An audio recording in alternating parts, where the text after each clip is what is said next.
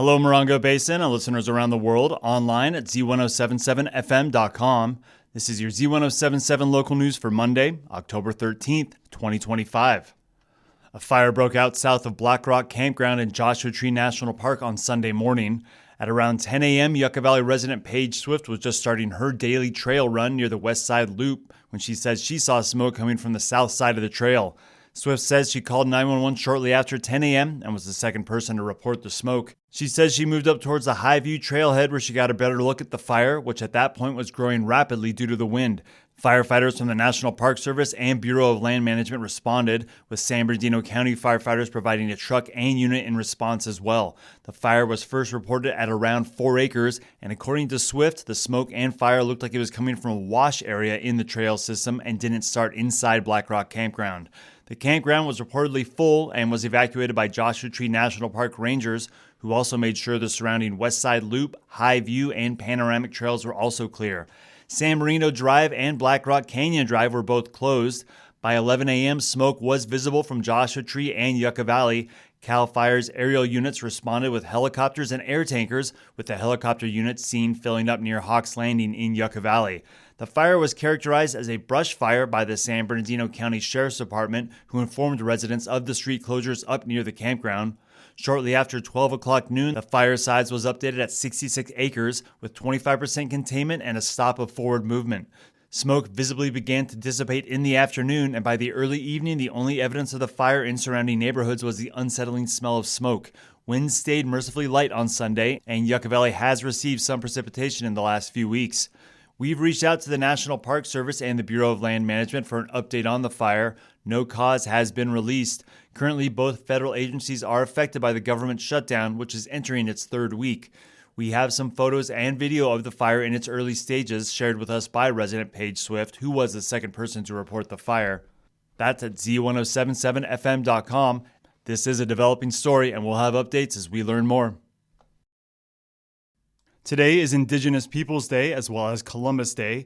County, town, and city government offices will be closed, along with post offices and mail delivery. MUSC schools are closed as well. The day has traditionally been celebrated as Columbus Day since 1892, but in recent years, many states have included Indigenous Peoples Day as a secondary or primary celebration on October 13th.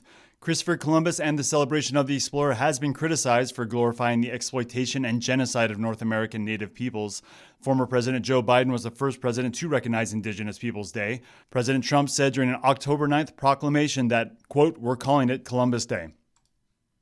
The Landers Homestead Valley Association meet tonight to discuss all things Landers related, including an update on the proposed hotel on Belfield Boulevard. Annalise Kuiper joins us with the agenda.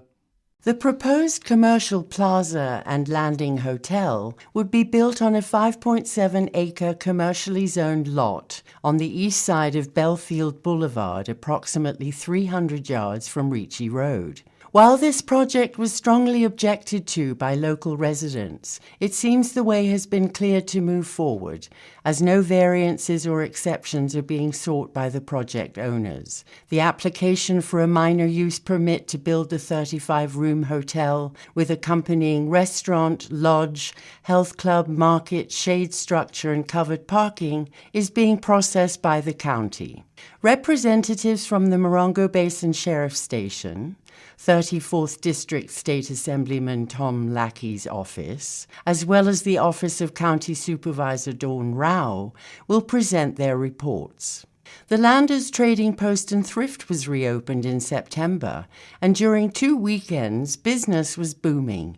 The backlog that built up while the shop was closed has been sold, leaving the clothes, household goods, and other items you've been looking for. The Highway 62 Open Studio Art Tours continue, but this upcoming weekend is your last opportunity to visit over a dozen artists in the Landers Homestead Valley area, and many more throughout the Morongo Basin. Located at Belfield Hall, 58380 Ricci Road, opposite the post office in Landers, the meeting begins at 5 p.m. and lasts 1 hour. The public is encouraged to attend. Reporting for Z107.7 News, I'm Annalise Kuiper. The group that has entered into a lawsuit with San Bernardino County and the developer of the approved Lovemor Ranch in Joshua Tree has released an update on their efforts. The Joshua Tree Village neighbors report that on July 16th, the group joined a mandatory settlement meeting, which is a process that is required in California Environmental Quality Act lawsuits of the type. They say that while the discussion was confidential, they can share that they were unable to reach any settlement with the developer or the county.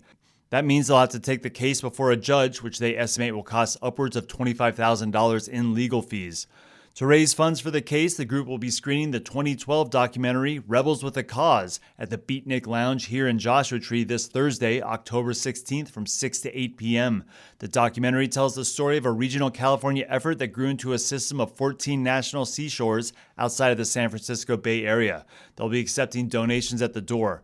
The Lovemor Ranch is a planned development for a single-family residential zoned lot here in Joshua Tree. The developer says that the 64 homes planned for the 18 acres is far below the density allowed, and that the sustainable practices in the development are the best case for the lot. Some neighbors disagree, and they say that the density and development of the lot will be bad for wildlife, native plants, and the water drainage and treatment on the lot, and that the development moved forward without proper notification or environmental review. We'll have links to our early reporting on the development and the citizen group who is trying to put a pause on it, along with a link to Thursday night screening and fundraiser. That's all at Z107.7fm.com. And the Morongo Basin is a great space for artists who come here for its wide open space, reasonable rents, inspiring landscapes, and networking with fellow artists. But sometimes those artists can have trouble selling themselves or their art. Matt Elson, the creator of Infinity Boxes, which has been on display in San Francisco, at Burning Man, and many other venues, has organized a group where artists can talk about marketing, what has worked for them and what hasn't, strategies, insights, and how artificial intelligence can affect art in general and their work in particular.